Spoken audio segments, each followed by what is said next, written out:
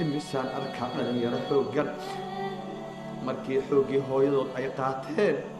markay qaateen anfacaadii iyo ay qaateen hooyadood wax walba ay ka qaateen oo la soo koriyey iskiinta raaxadeedii oo dhan ay u hurtay ay ku daashay ayaa markay xoogaysteen oo la rabay inay hooyadii xambaaraan hooyadii u qabeeyaan hooyadii madaxa u salaaxaan hooyadii u riixriixaan u adeegaan khaadim u noqdaan ayay leeyihiin uf ay gacmaha ku sayraayaan ayay hooyooyinkood guulguulayaan hadal hooyadii ma dhihi karto way baqaysaa gabadheeday ka baqaysaa wiilkeeday ka baqaysaa hooyada haddii hadal ay dhahdo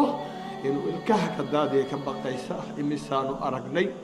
haddana wuu tukanayaa ilaahay buu allaahu akbar u leeyahay waa xaqii koowaad xaqii labaadna waa kan way baqaysaa hooyadii wiilkeeda lama hadli karto xumaanka ma celin karto wanaagga uguma yeeri kardho falaa taqul lahumaa uffin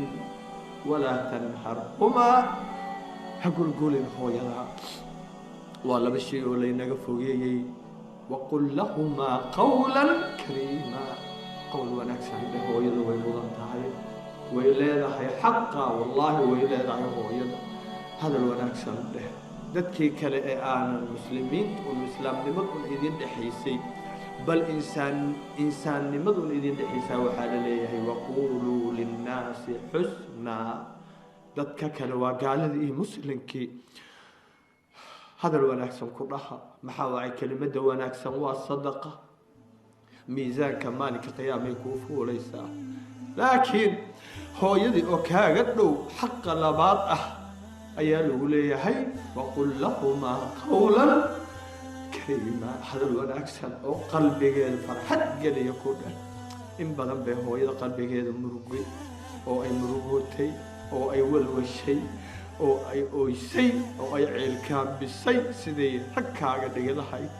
siday kuu korin lahayd khayrka aad uga fiicnaan lahayd siday wax kuu bari lahayd siday tarbiyadaada iyo akhlaaqdaada u wanaajin lahayd hooyo wax loo dhigo wallaahi inaanay lahayn waxa la ooyayo hadalka aan sheegayo ma aha laakiin waxaan sawiranayaa oo aan arkayaa in hor fadhiya hooyooyin badan oo da' 70 80 xanuunsan oo jooga qaxootiyadii oo jooga meel runtii nabad aanay ka jirin madfuucu dhacayo meel aan hooyadii aanay heli karin wax u adeega aanay heli karin wax dabka xataa u shida aanay heli karin wax biyo u keena bal hooyadaa aanay heli karin biyo nadiif oo ay cabto dhoobada ay cabbaysaa meelay harsata aanay heli karin cirkaasaa u saqaf ah oo guri ah dhulkaasaa u sariir ah dhul ayay jiiftaa waxaan arkaa hooyo miskiin ah oo gurguuranaysa in ay dabshidato in ay soo qaadato weel yar in ay soo qaadato jikada ay gasho aawo ciyaalkeedii 5 ama 10 ayay dhashay aawo xaggay ka baxeen orobay joogaan waa raaxaysanayaan gabdhii u adeegayaan reero kale u shaqaynayaan miskiintii dhashayna waa taasa halkaasay fadhida وبالوالدين إحسانا gaari qurux badan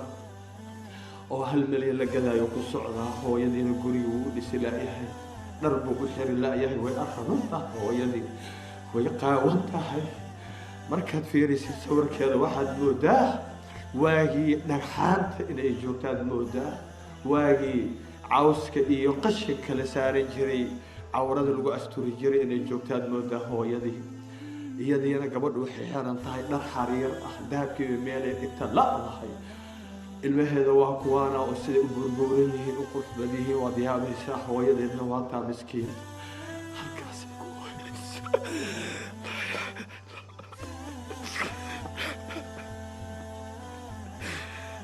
آخرة